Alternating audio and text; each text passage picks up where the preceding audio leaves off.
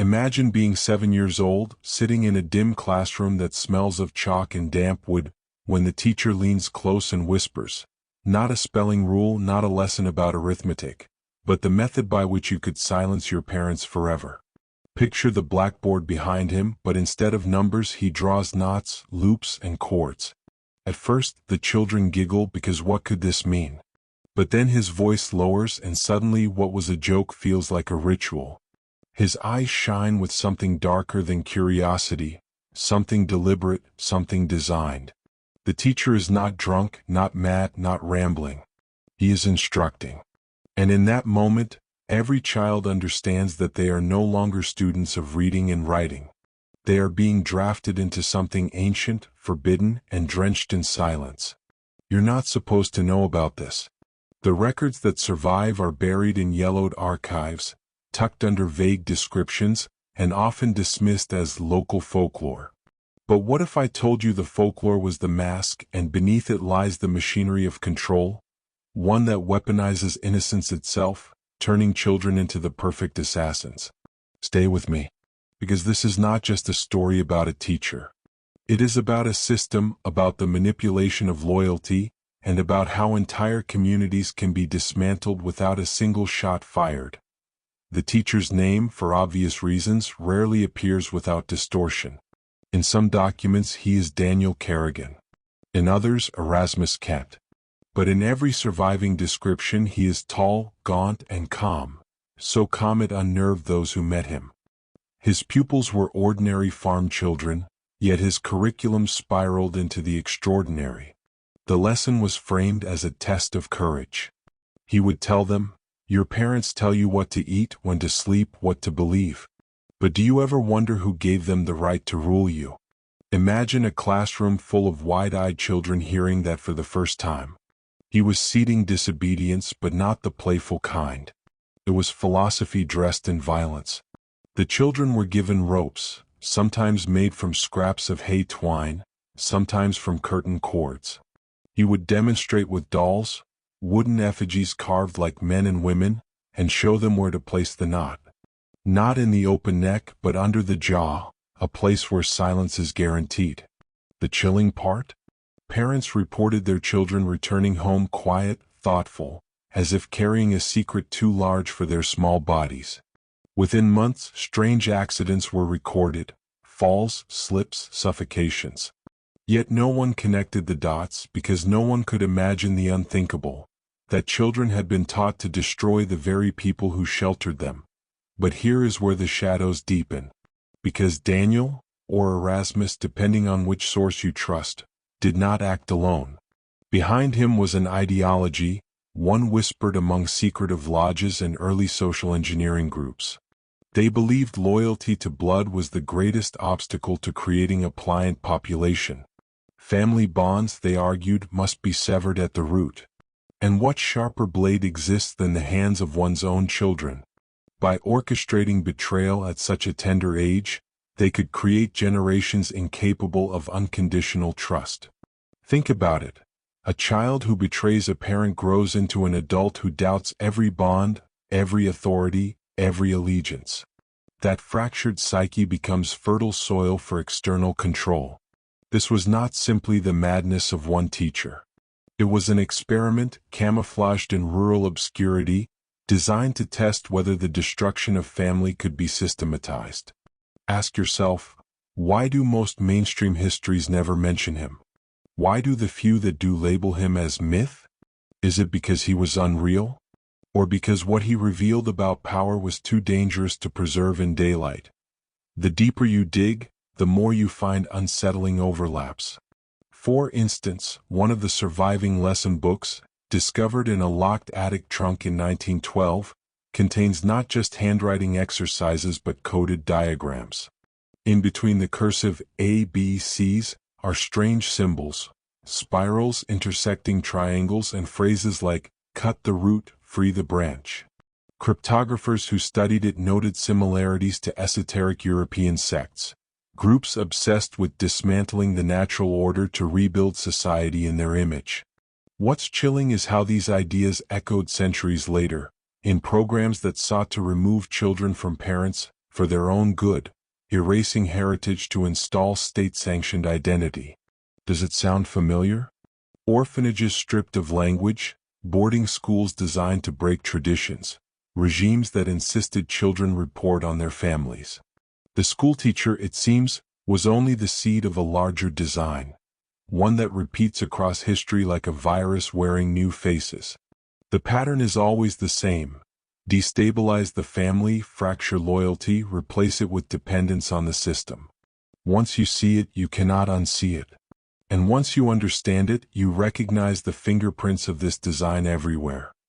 But let's return to the town where it began, because this is where the story twists like a knife. The village records describe an unusual rise in child-orphaned households. The explanation given: accidents, illness, tragedy. But behind closed doors, survivors whispered of rope burns, of bruises that didn't align with the official stories. One mother, before she died, told a neighbor that her son had watched her sleep with a blank stare for nights before the accident.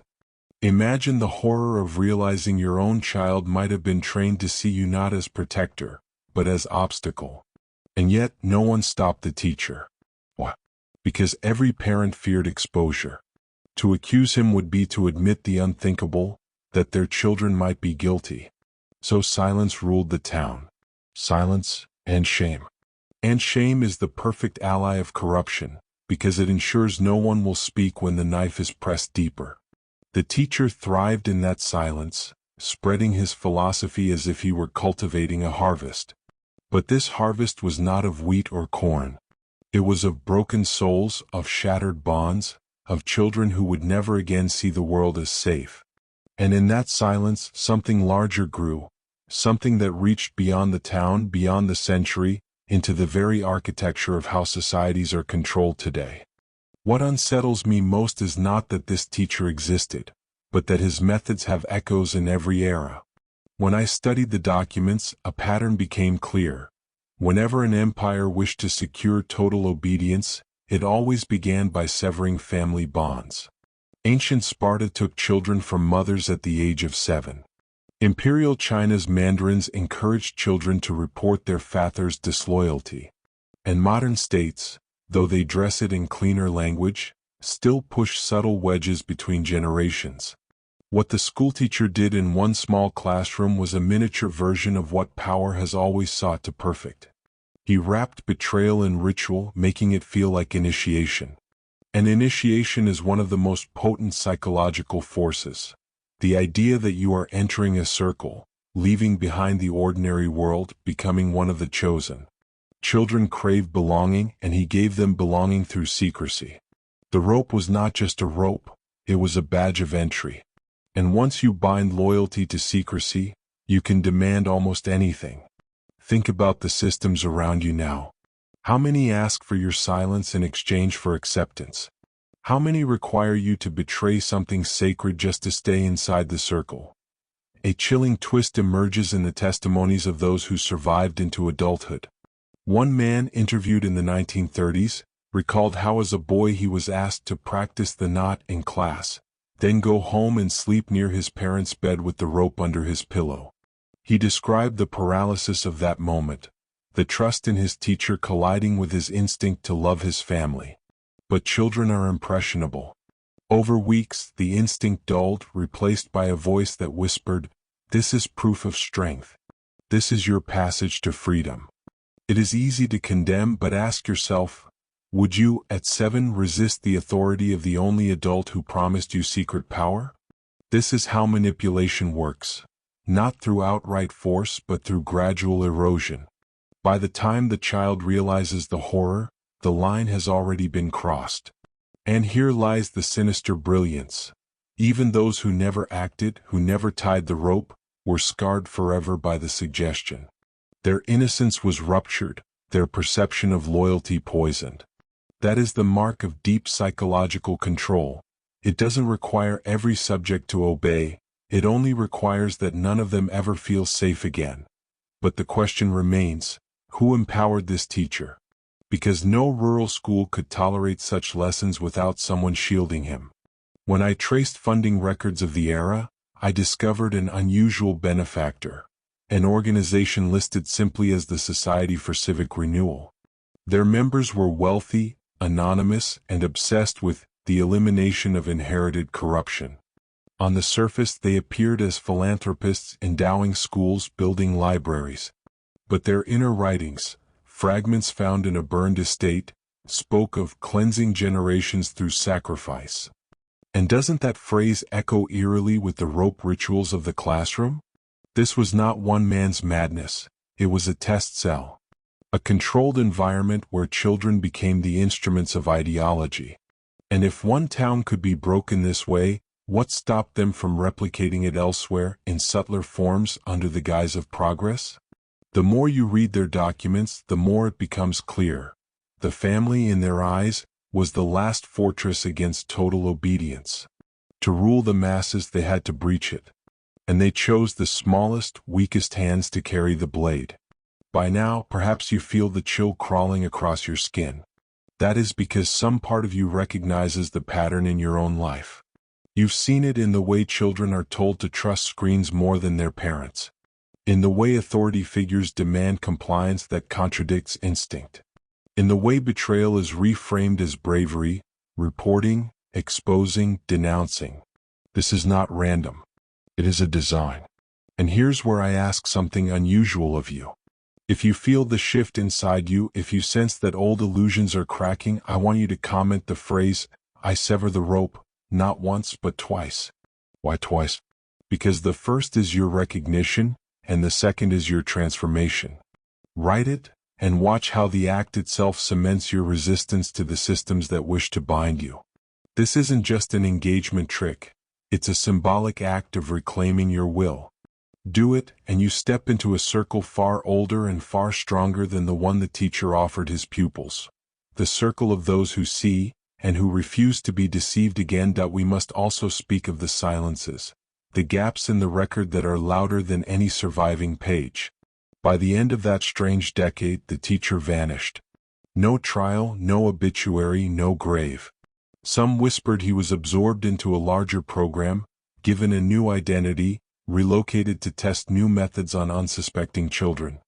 Others claimed the town itself drove him out, but the damage was already done. What we know for certain is this: within 20 years the community collapsed. Families were fractured, births declined, farms abandoned. The census reveals a ghost settlement, emptied not by famine or plague, but by corrosion from within. And this is perhaps the most terrifying truth. When family bonds are broken, the village dies. Not immediately, not with fire and ash, but slowly, quietly, like a candle drowning in its own wax. And if this could happen to one town hidden in the folds of history, what stops it from happening again? Right now, in your own city, under your very nose? The mechanisms are more polished today, the ropes invisible, the classrooms digitized. But the goal is unchanged. They do not want your children to love you more than they love the system. And that should frighten you more than any rope. There is something you need to understand about how power operates. It never wastes an experiment. If a method works once, even in a remote corner of the world, it is cataloged, refined, and eventually scaled. That is the real story behind the vanished schoolteacher. He was not erased because he failed, he was erased because he succeeded. Those who understand social control know that nothing is more efficient than programming the young. Adults resist. Adults rebel. But children can be molded, carved into any shape, and when they grow, the world accepts their distortions as natural. This is why every empire invests in education, not to enlighten but to encode. And if you think I exaggerate, look at the parallels. In the decades after the teacher disappeared, entire nations introduced youth programs designed to pit children against their families. To make loyalty to the state, the church, or the collective superior to loyalty to blood. What he began in whispers with rope, others replicated with uniforms, pledges, and chants. They learned from him, just without leaving visible bruises. And that's the point. The knife that cuts deepest is the one you can't see. The strangest clue about his fate comes from a letter written in 1894 by a missionary in South America. The letter describes arriving at a remote settlement where children were taught a ritual involving ropes and dolls, eerily similar to the teacher's classroom. The missionary was horrified, but the locals insisted it was brought by the pale instructor, who appeared one day and spoke of purifying the next generation. Could it be him carrying his philosophy across oceans? Or could it be a disciple trained under his doctrine, spreading it like a contagion? Either way, the pattern is clear. The seed was never confined to one soil. And here lies the true horror. You cannot contain an idea once it fuses with fear and secrecy. It replicates not just geographically but psychologically. A child scarred in one village can infect another simply by growing into a parent who mistrusts love. The virus perpetuates itself invisibly. This is why the records are so fragmented. You cannot quarantine a shadow. It seeps, it slips, it adapts. And while officials dismiss it as folklore, the echo has never stopped ringing. And here we must confront the possibility that the teacher was not merely human in his role, but an instrument of something larger. Every generation has figures who seem less like individuals and more like vessels, mouthpieces for agendas that transcend their lifespan. Was he one of these vessels? When you read the testimonies, the children describe his voice as magnetic, soothing, like being pulled by strings. That is not ordinary pedagogy. That is the language of entrancement, of indoctrination delivered with surgical precision. Consider how cult leaders, propagandists, and manipulators all share this quality, the ability to bypass reason and plant suggestions directly into the subconscious. If he was trained in this art, who trained him? And if he discovered it himself, how did a village teacher stumble into techniques so advanced they are still used in psychological warfare today? There is a silence around his origins, as though he emerged fully formed, sent for a purpose, and then withdrawn when the trial was complete. When you see patterns repeat across time without clear origin, ask yourself, is it coincidence, or design operating behind a mask? Now let me reveal a layer that will sting. If you look at your own upbringing, you will notice fragments of the same manipulation. Maybe you were told to distrust your instincts if they contradicted authority. Maybe you were rewarded for secrecy, for hiding things from your parents in order to earn praise elsewhere. Maybe loyalty to your heritage, your bloodline, was quietly framed as backward or shameful. These are the same psychological ropes, just invisible ones. They were looped around your mind instead of your throat. And the brilliance of the system lies in its subtlety. If you fight a visible rope, you are a rebel. But if you never see the rope, you think you are free while suffocating slowly. That is the inheritance of the teacher's experiment. Generations of people who believe they act independently, while unknowingly repeating scripts planted in them as children. Scripts like, the system knows better than family. Authority is truth. Your parents are obstacles to your progress. These ideas seem modern, progressive, enlightened, but they are ancient shackles dressed in new language. And until you see them for what they are, you remain bound up. By this point, you might feel a creeping unease, as though this story is less about the past and more about the present. And you would be right. The greatest trick of power is to recycle its methods under fresh labels, banking on collective amnesia. But you, listening now, are not amnesiac. You feel the patterns aligning. And here is where I will ask you something personal. If you have not already, subscribe to this channel. Not for me but for yourself. Because each story we explore is another piece of armor, another torch against the dark corridors of manipulation. Staying silent, staying in the shadows, is exactly what the architects of control want. But forming a circle of awareness, refusing to let these stories die in dusty archives, that is rebellion. The schoolteacher may have broken his village, but he does not have to break us. We reclaim by remembering. We resist by seeing. And if enough of us see, the ropes slip loose no matter how tightly they were tied. Stay here with me. We are only halfway down the rabbit hole, and the air grows colder the deeper we go. When you study suppressed histories long enough, you begin to notice that the same patterns repeat, but with subtle refinements. After the teacher's disappearance, the ideology he embodied was not buried, it was polished. Instead of overtly teaching children how to strangle their parents, future systems learn to strangle the bond itself. Replace the rope with ridicule. Replace the knot with ideology. Replace the physical act with a psychological wedge. And the result is the same.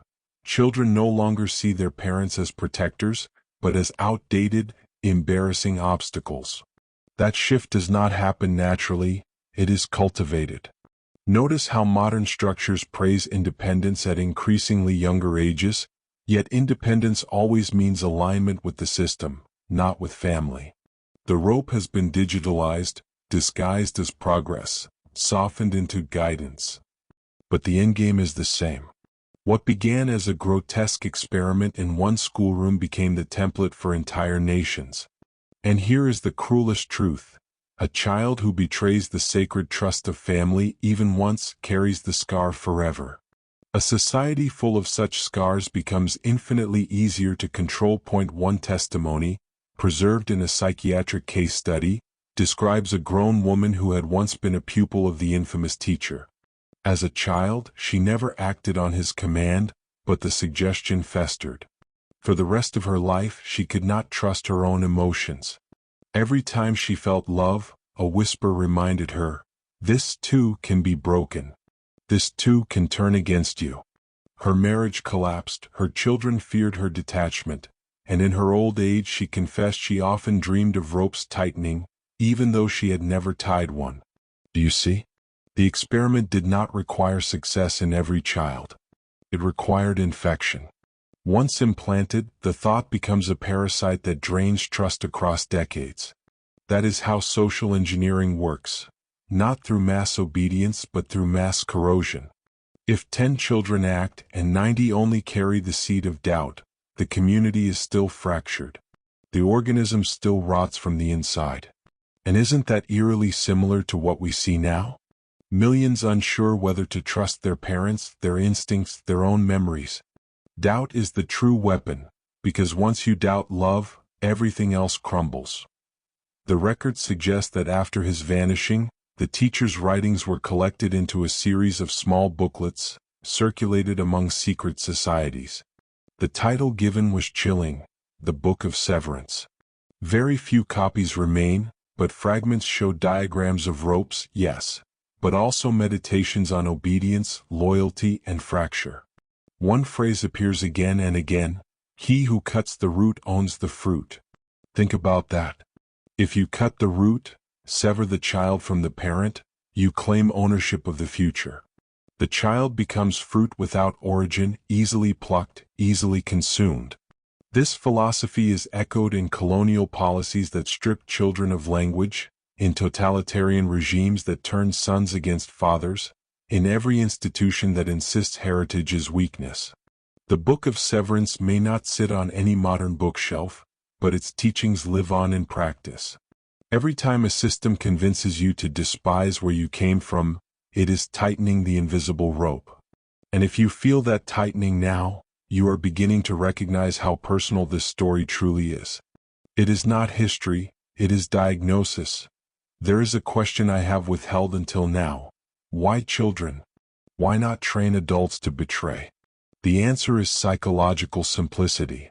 Adults carry anchors, memories, principles, scars, that resist rewiring. Children, however, are fluid. They are clay that believes the sculptor's hand is love, no matter how cruel. And so the most efficient way to dismantle society is not to attack the strong, but to corrupt the innocent. Once corrupted, the innocent themselves become the blade, cutting the older generation, severing continuity. And when continuity dies, history resets. This is why the teacher's experiment was so valuable to those who watched from the shadows. It was not about one village. It was about proving that an entire civilization can be reprogrammed in a single generation. If you doubt me, look at the present world. How quickly values flip. How children grow ashamed of their grandparents within a single decade. That is not natural evolution. That is acceleration. And every acceleration has a hand pressing the gas pedal. But here lies the darkest twist of all. In some variations of the story, the teacher did not disappear because he was exiled. He disappeared because the children, united in silence, turned on him. A rope meant for parents found its way around the neck of the instructor himself. Imagine that scene.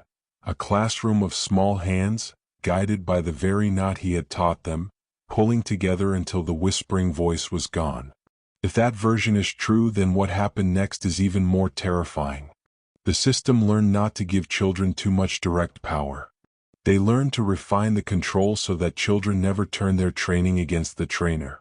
This explains the shift, from ropes to symbols, from violence to ideology. Modern systems no longer risk the backlash of visible rebellion.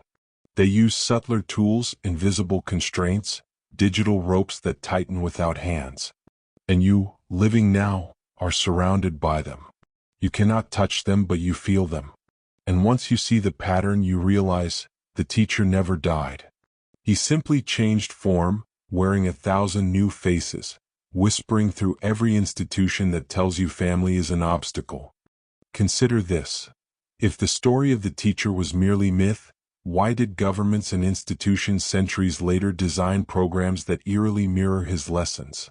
Why did entire regimes create children's movements, youth brigades, and indoctrination schools where the first loyalty was not to family but to ideology?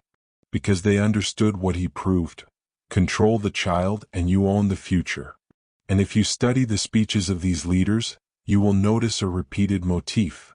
The family is framed as backward, dangerous, even oppressive. Parents become obstacles to enlightenment, tradition becomes an enemy of progress, and loyalty to blood is rebranded as weakness. These words sound modern, but their roots stretch back to that classroom. That's the chilling part. One forgotten teacher in a damp wooden schoolhouse becomes the blueprint for mass manipulation across continents. He didn't just poison one village, he infected time itself. And here's where you must ask, who benefits when the chain of family is broken? Who profits when you stand isolated, cut off from roots, believing your only anchor is the system itself? Digging deeper into archives, I found an unsettling thread. Some of the earliest photographs of orphan asylums show children posed with ropes in hand, not for play but as part of disciplined training. The official explanation was physical exercise, but the symbolism is unmistakable. A rope in a child's hand is more than an object. It is a story, a reminder of power misdirected. Could it be that the myth of the teacher was embedded quietly into institutions, camouflaged as harmless practice, passed down until no one remembered its origin? It wouldn't be the first time. Many rituals we call tradition began as darker symbols whose meanings were scrubbed.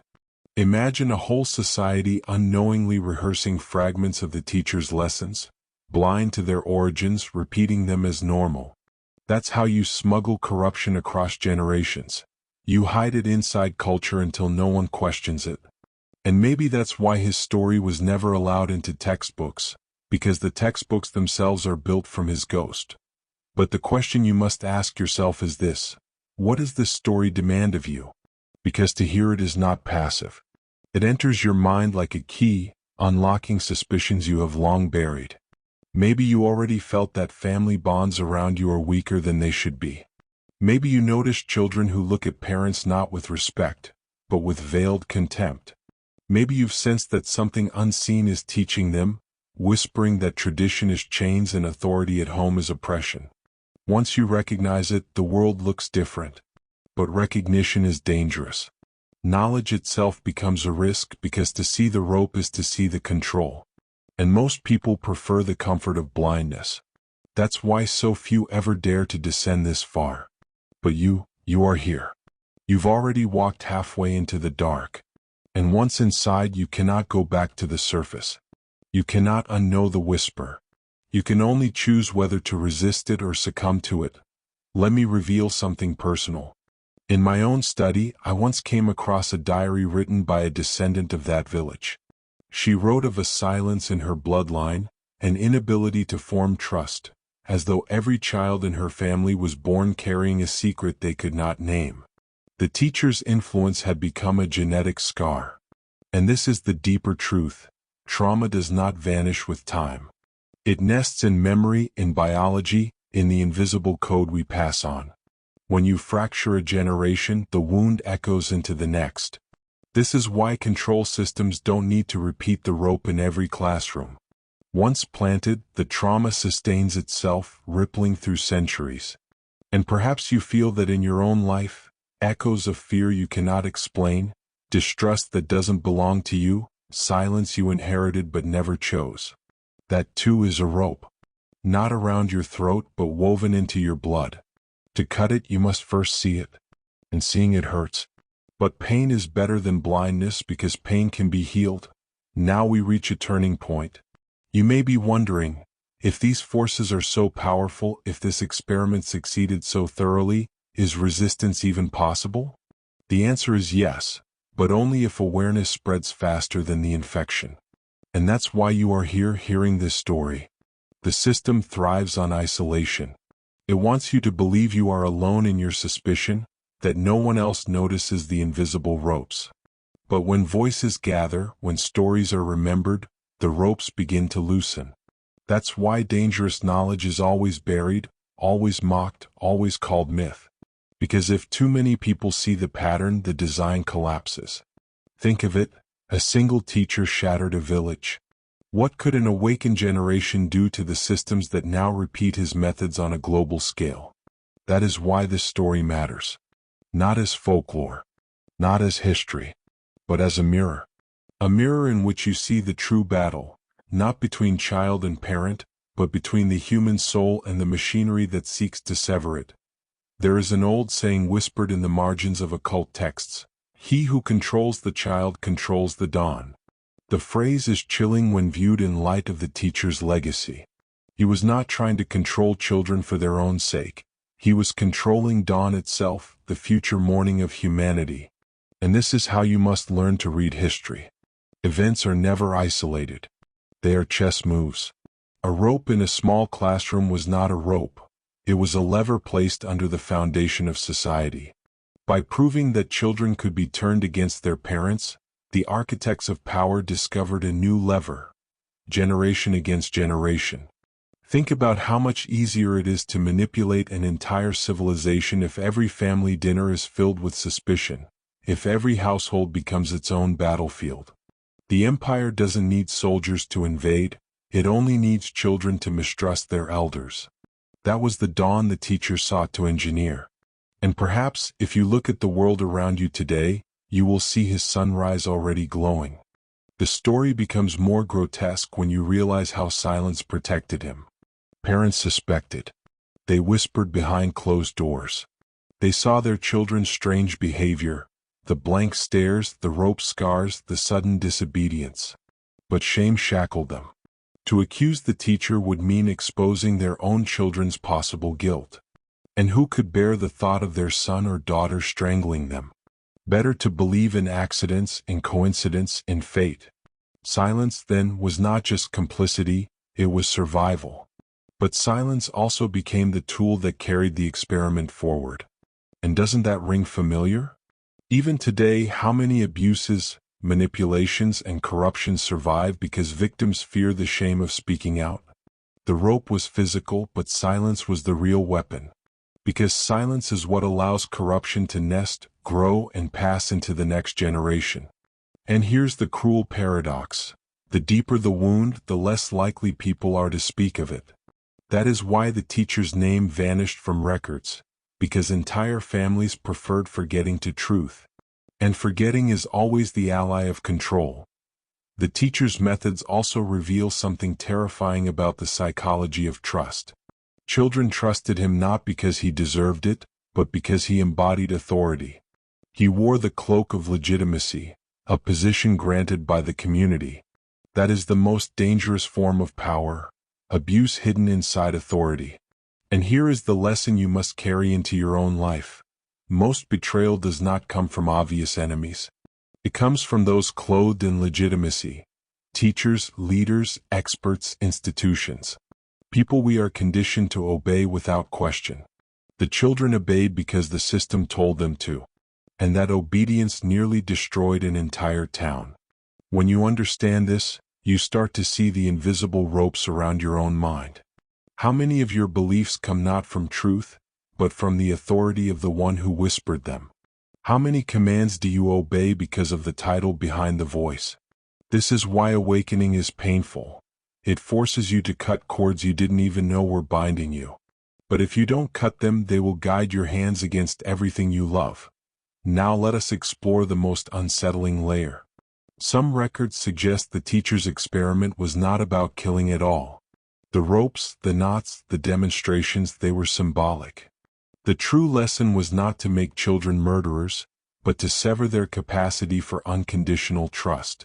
Few children actually killed. But all children carried the suggestion that they could.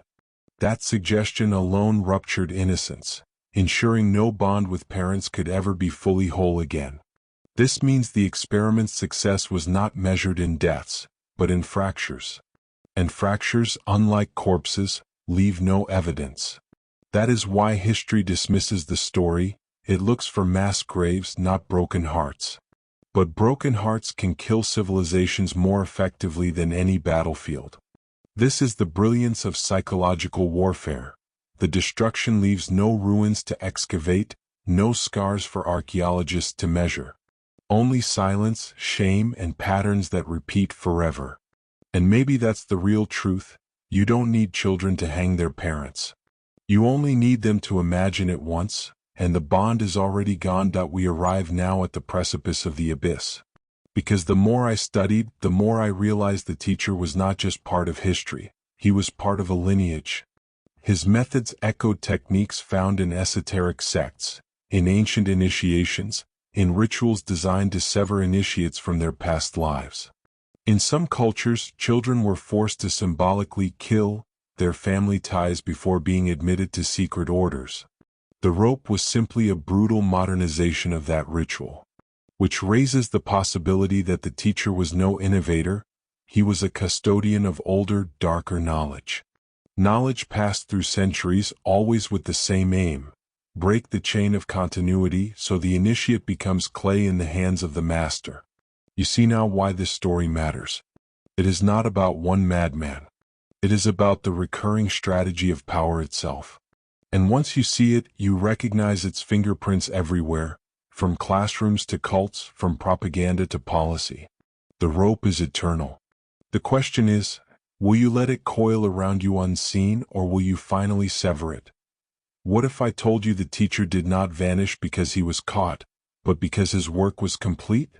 Records of his disappearance align with an era when entire educational systems shifted their tone. Suddenly, discipline was no longer just about order, it was about shaping thought, regulating belief, bending children before they even knew who they were. It is as if his blueprint was absorbed, not erased.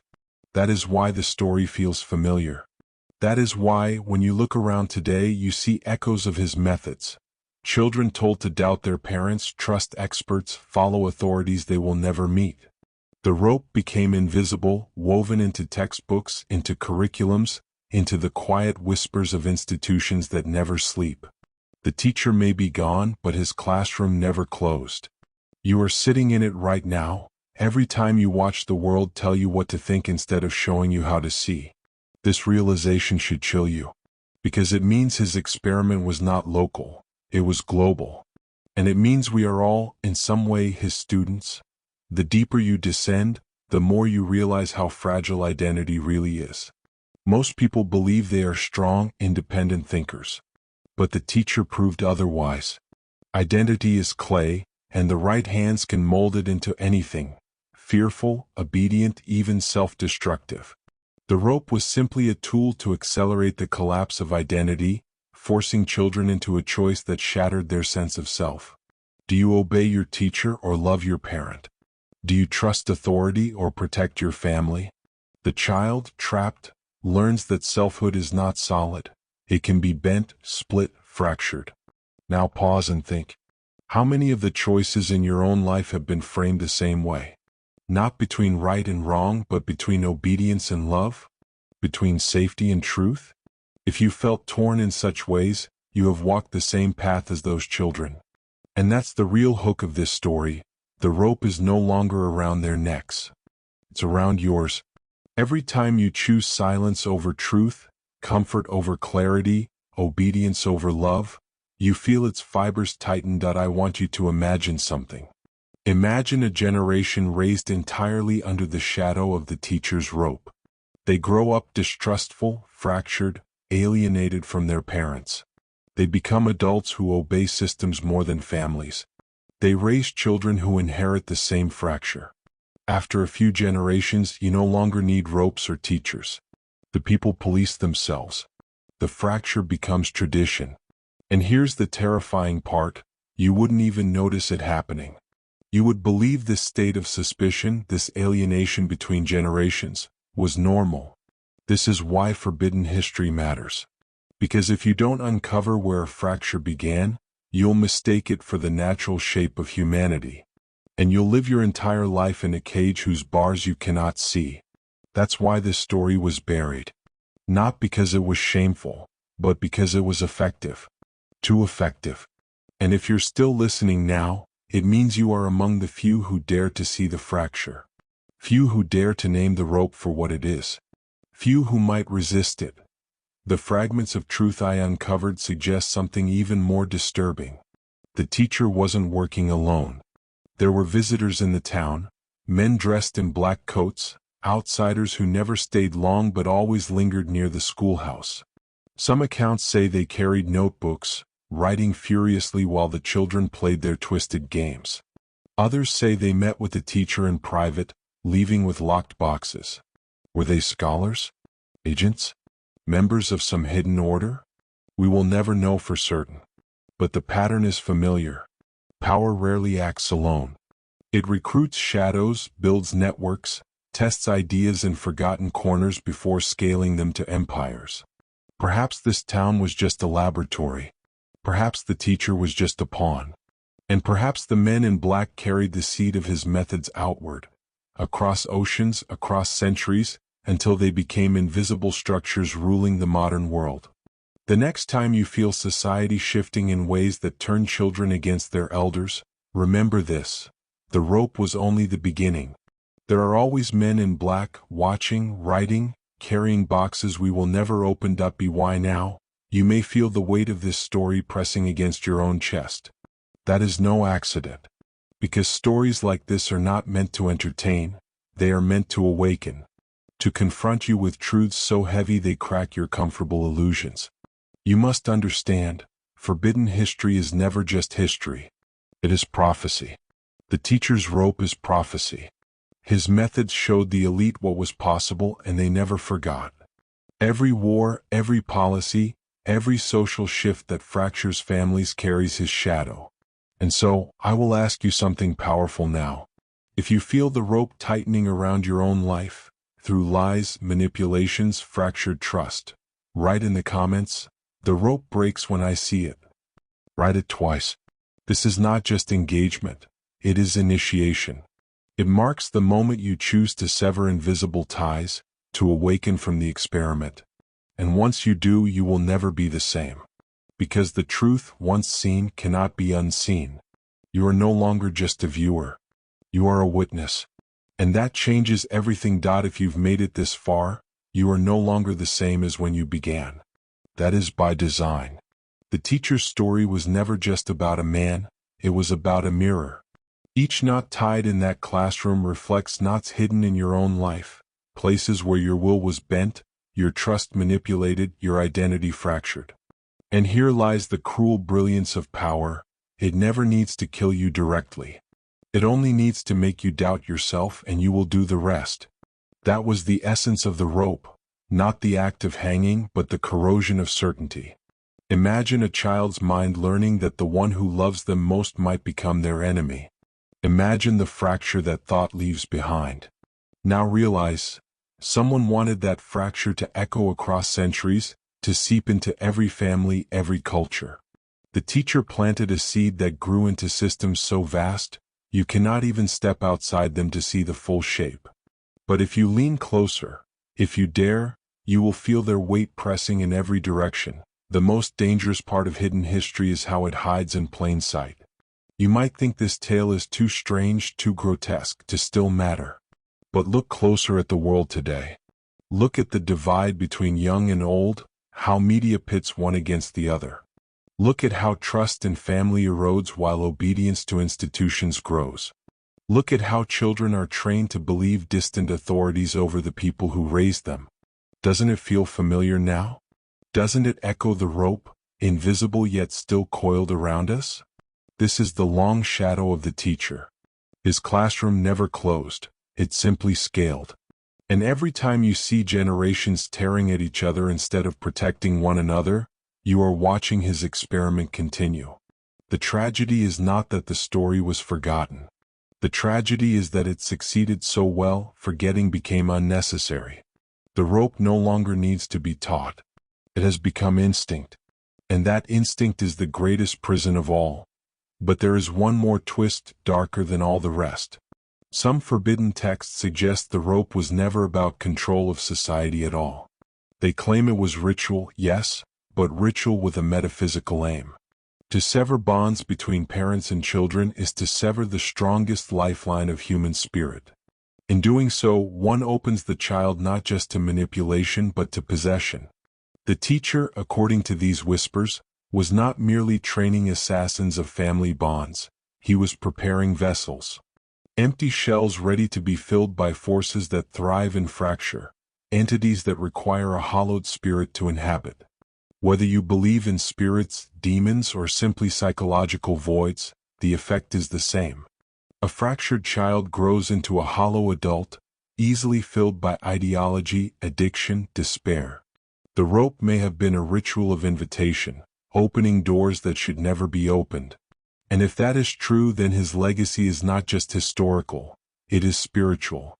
And its shadows may still walk among us. If this unsettles you, it should. Because forbidden knowledge is not safe. Once you hear it, you cannot return to ignorance. You cannot unknow that power operates not through wars and armies alone, but through fractures inside the home. You cannot unknow that obedience often wears the mask of authority, and that authority can be the greatest predator. And you cannot unknow that silence of parents, silence of communities, silence of generations, was the very soil that allowed this darkness to grow. Which means the responsibility now rests with you. You cannot be silent anymore. You must carry this awareness forward, sharpen your vision, and see the ropes others pretend aren't there. If you don't, history will repeat. And the next experiment won't just fracture families in some forgotten town, it will fracture the entire human spirit. If that hasn't already begun. And so, we arrive at the final descent. You came here seeking a story, but what you received was a mirror, a prophecy, and perhaps a warning. The schoolteacher who taught children how to hang their parents was not just a monster of the past, he was an architect of the present. His classroom echoes in every fractured relationship, every manipulated identity, every generation divided against the other. You now carry knowledge most will never hear, knowledge that will haunt you when you look at the world with new eyes. If you feel the weight of this truth, don't carry it alone. Subscribe to this channel because there are more forbidden stories, more buried histories, more invisible ropes to expose. You must not walk this descent alone. And before you leave, remember the phrase I gave you earlier, the rope breaks when I see it. Write it twice in the comments below and let it become a symbol, a fracture healed, a bond reforged. Because once you awaken, you cannot go back. The only question is, what will you do with the rope now that you finally see it?